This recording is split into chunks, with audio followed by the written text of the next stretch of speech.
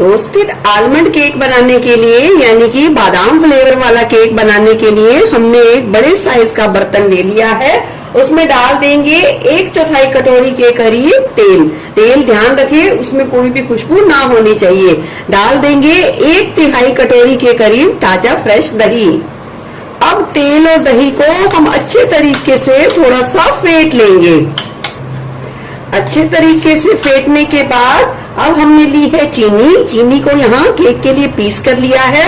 डाल देंगे अपने स्वाद के अनुसार चीनी। यहाँ मैंने आधी कटोरी के करीब पिसी हुई चीनी का इस्तेमाल किया है और डाल देंगे 1 चम्मच के करीब वनीला एसेंस। अब सभी चीजों को फिर से अच्छे तरीके से मिला देंगे और हम 1 मिनट के लिए इसे अच्छे तरीके से फेंट लेंगे।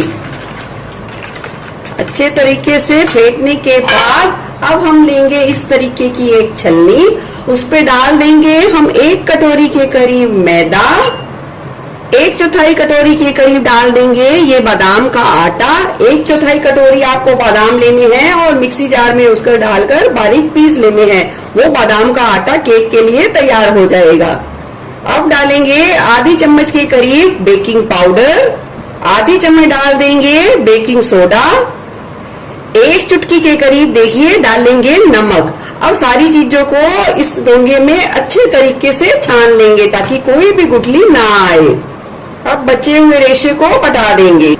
अब सभी चीजों को अच्छे तरीके से मिला लेंगे और फिर उसके हिसाब से आगे इसमें दूध का इस्तेमाल करेंगे। सभी चीजों को अच्छे तरीके से मिलाए ताकि कोई भी गांठ ना रहे। अच्छे तरीके से मिला लिया है। अब हमने लिया है लगभग आधा कप के करीब दूध, पर आधा कप हम एकदम से नहीं मिलाएंगे, जरूरत के हिसाब से मिलाते जाएंगे और अच्छे तरीके से बैटर को घोलेंगे। और बैटर को हमने रिबन कंसिस्टेंसी की तरह इसे गाढ़ा रखना है, यानी कि उतना हमें कंसिस्टेंसी चाहिए। इसे अच्छे तरीके से फेंटेंगे। अच्छे तरीके से मैंने फेंट लिया है और इसमें मैंने थोड़े से दूध का और इस्तेमाल किया है। लगभग आधा कप के करीब दूध का इस्तेमाल हुआ है। देख सकते हैं जब बैटर गिराएंगे तो इस तरीके से रिबन बनने चाहिए, यानी कि ये बिल्कुल परफेक्ट है बेक होने के लिए। केक का बैटर तैयार करने के बाद हमने अब ये केक टिन ले ली है और उस पर थोड़ा सा तेल लगाकर इस तरीके से बेकिंग का ये पेपर रख दिया है और उस पर हम ये डाल देंगे हमारा तैयार किया हुआ केक का सारा बैटर।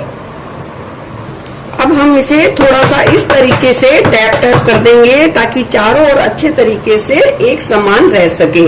तो चलिए अब करते हैं बेक। केक को हम बेक करेंगे कढ़ाई में, तो कढ़ाई को हमने लो टू मीडियम फ्लेम पे 4 से 5 मिनट के लिए रख दिया था।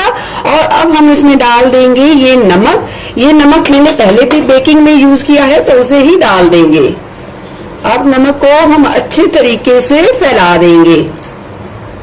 नमक को फैलाने के बाद इस तरीके से ये पतली सी हम प्लेट रख देंगे और ये रख देंगे हमारा ये तैयार किया हुआ केक का बैटर।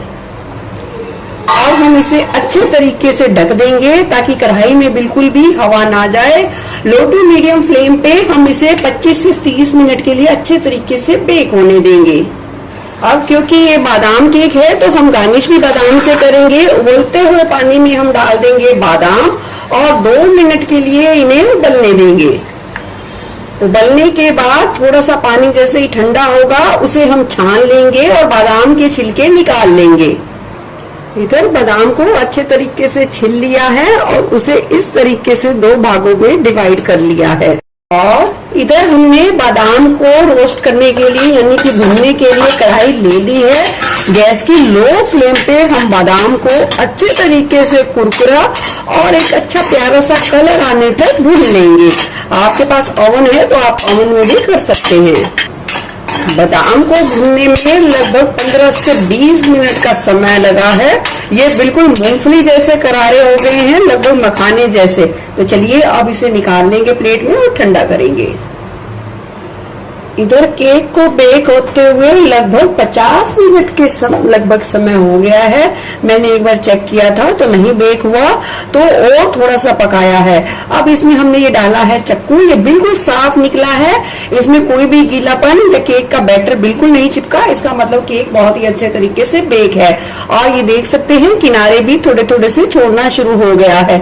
अब हम गैस की फ्लेम को बंद कर देंगे और केक टिन को किचन काउंटर पर रख देंगे अच्छे तरीके से ठंडा होने के लिए। फिर हम इसे केक टिन से निकालेंगे। यहाँ केक बिल्कुल अच्छे तरीके से ठंडा हो गया है। अच्छे तरीके से ठंडा करने के बाद ही आपको इस टिन से बाहर निकालना है, नहीं तो वो टूट सकता है। इस तरीके से आप पलटा देंगे और थोड़ा सा टैप टैप कर देंगे और बहुत ही ज्यादा आसानी से ये केक निकल जाएगा। और अब हम इस पेपर को भी निकाल देंगे। देख सकते हैं कितना बढ़िया केक बनके तैयार हुआ है। अब हम इस केक के 2 भाग कर लेंगे ताकि क्रीम से इसे अच्छे तरीके से असेंबल कर पाए। देख सकते हैं कि ये कितना बढ़िया जालीदार बनके तैयार हुआ है। अब केक का एक हिस्सा हमने ले लिया है।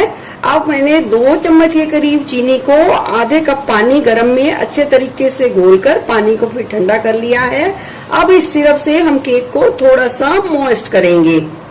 इसी तरीके से दूसरे पार्ट को भी करेंगे।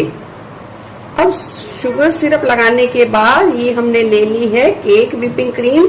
इसे अच्छे तरीके से हम फैला देंगे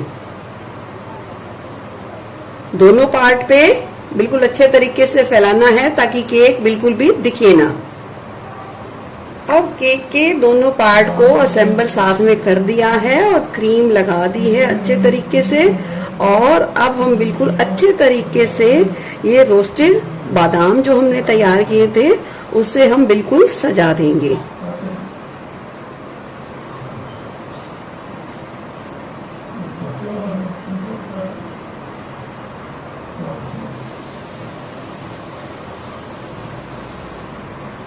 देख सकते हैं कि कितना बढ़िया बनके तैयार हुआ है।